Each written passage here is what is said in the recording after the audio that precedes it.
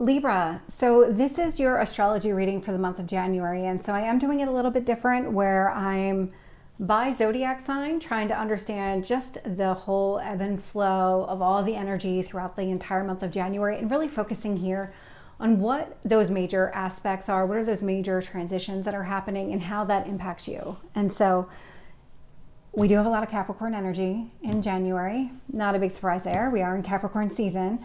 And so the impact for you is going to be felt more in your career and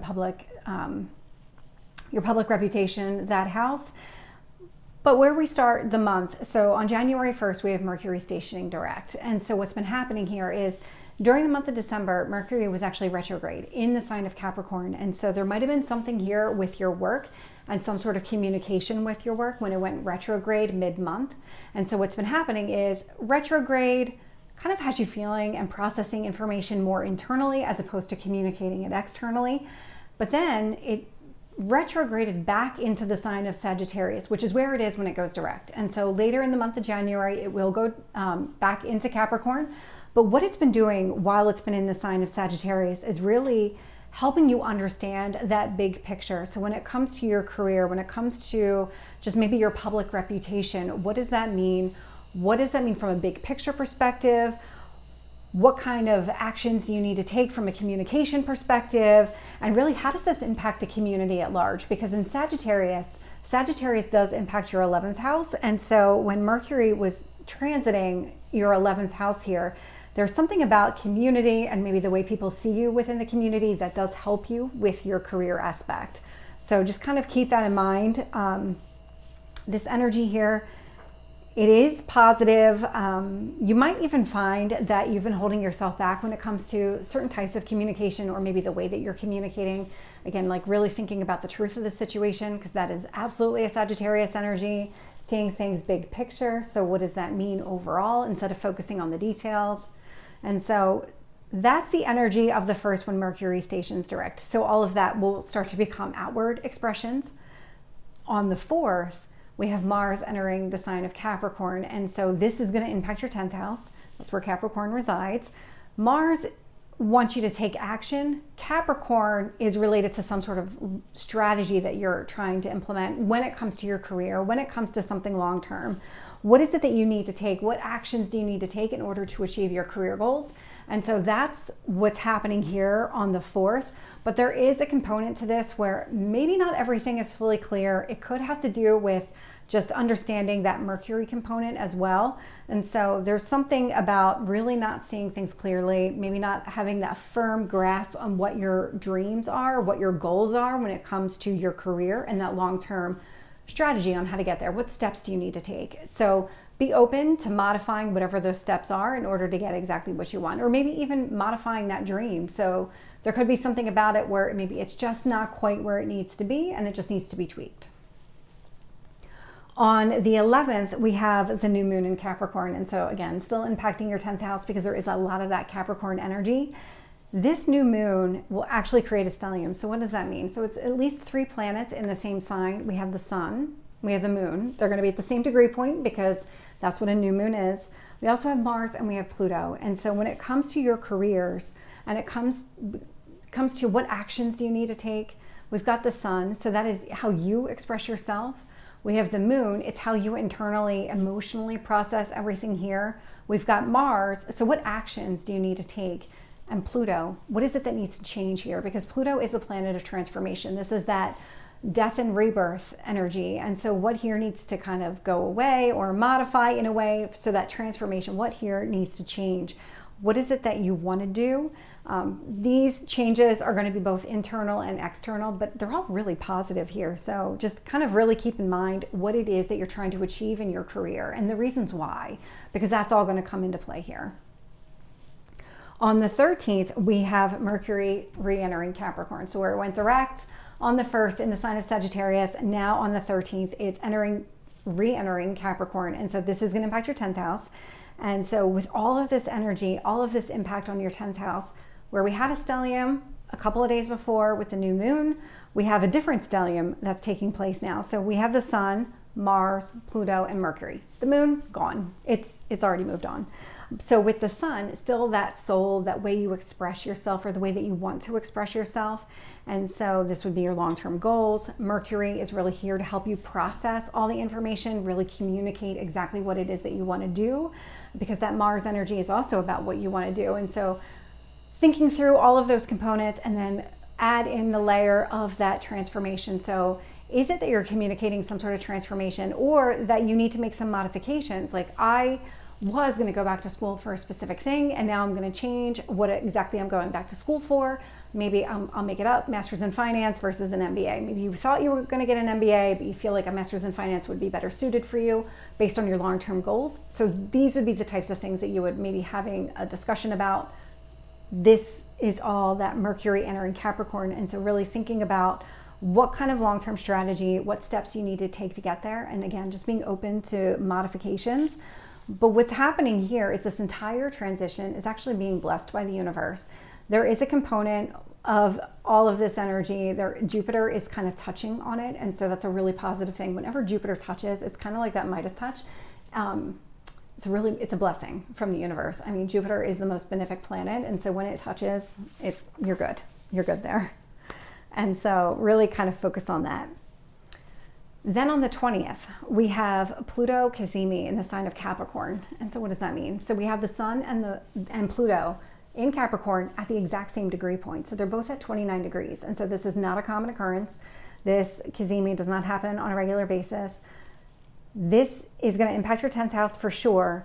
But what this really means is whatever plans you're trying to put into place, whatever changes you need to make in order to get to that career plan that you have for yourself, that long-term, I want to be CEO, I want to be president, whatever it is that you're trying to do for yourself. Think of it as the culmination point. So think of it as like solidifying whatever the plan is that you're trying to implement here.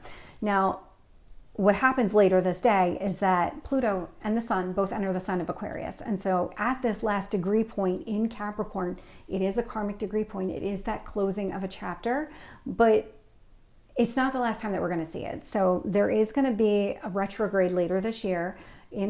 So Pluto will end up back in Capricorn for a window of time from September 1st, and then it will station direct, it will re-enter Aquarius on November 19th. And so in that roughly 2.5 month time period, it will be back in Capricorn. That is going to be the final chapter of this piece.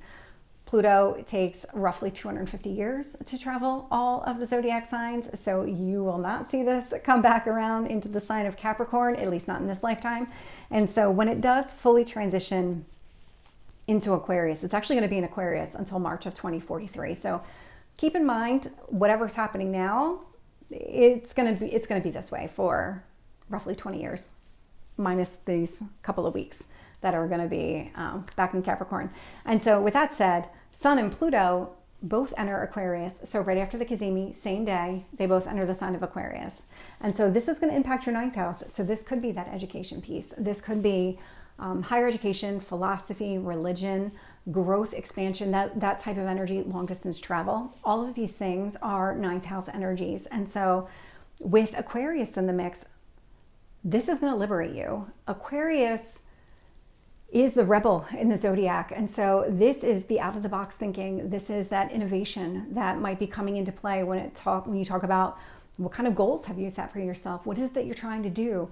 When you think about it from that perspective, it's really kind of all bets are off. Where Capricorn is very structured and very rigid, and I'm going to follow this specific plan.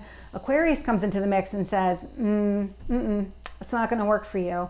What you want to do, the path that you're on isn't going to get you there. I can do better. So I'm going to liberate you from these restrictions that you've put on yourself so that you can get to exactly where you want to be. And so that's where the Sun and Pluto enter Aquarius. And this is where that Pluto in Aquarius energy really becomes significant, because what you're doing during this time is you're trying to understand exactly how you got here.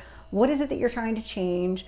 How do you make those changes? And it's feeling your emotions. It's understanding all of these different components, because it's never just one component. It's going to be an internal and external component as well. We did have a glimpse of this. So from March 23rd to June 11th of 2023, there was, it had entered Aquarius briefly. And now it's coming back into Aquarius, where then it's going to briefly go back into Capricorn before it moves fully into Aquarius, and again stays until March of 2043. So there might have been something that was initiated during that time that this would be a great time to maybe pick that back up, or you're just going to feel energized to kind of go after that again, but maybe you're doing it a little bit differently. And so just kind of keep that in mind, because that energy is definitely being highlighted here. On the 23rd, we have Venus entering the sign of Capricorn. And so now we're back into your career. And so when you think about your career and those long-term goals, what is it that you value about it? What is it that you want to do? Because you have Venus. Venus is love and it's relationships. And this would be what you value, what you really want when it comes to your career, what is the most meaningful. And so this would be really kind of encouraging you to go down that path. It could even be, what kind of relationships do you want in your career? How do you want to be seen? Like what kind of interaction are you looking for from that perspective as well?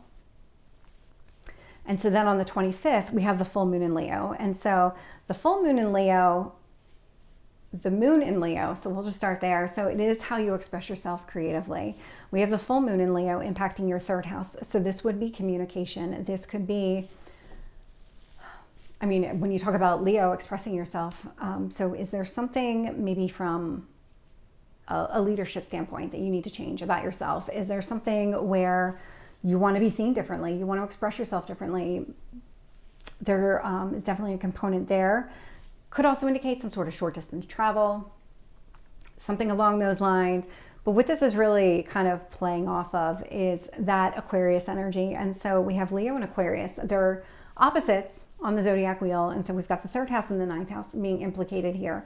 And so whatever Pluto is doing in Aquarius, whatever changes are happening here that are liberating you from whatever restrictions you've put into place, this is what's opening your eyes up. There's something here that needs to be released in connection with that. This full moon in Leo is about releasing that type of energy, because Leo wants you to be your authentic self. And so this will kind of shake free whatever has been kind of holding you back. And it's giving you that opportunity to move away from that energy and let it go. Then a couple of days later, we have Uranus stationing direct in the sign of Taurus. And so let's start with Taurus. So Taurus is ruled by Venus. So this is what you value. This is what you love. This is what you enjoy. This is where you seek pleasure.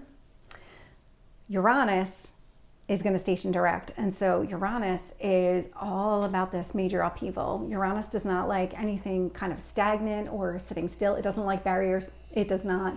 Think of it as like the Tower card in tarot. And so Uranus, this is going to be that sudden change. Might be uncomfortable, but it's actually in your best interest. This is going to actually impact your sixth house of daily routines. So there's something in your daily routine that just isn't really working for you anymore. But for whatever reason, you're hesitating on letting it go or making some sort of modification. Uranus is here to say, no, that modification, in order to get what you want long term, this has to change. You can't keep going with what this is. And so this will liberate you. But from that perspective, so because that's a direct energy, so that's external, it's going to remove these obstacles from your life. There was a time where this was obviously happening internally because it was retrograde. And so this was something that you may have felt internally more than anything else. And so you were already starting to recognize some of these things within yourself. It's just for whatever reason in your external world, you're hesitant to let them go. That's all going to change.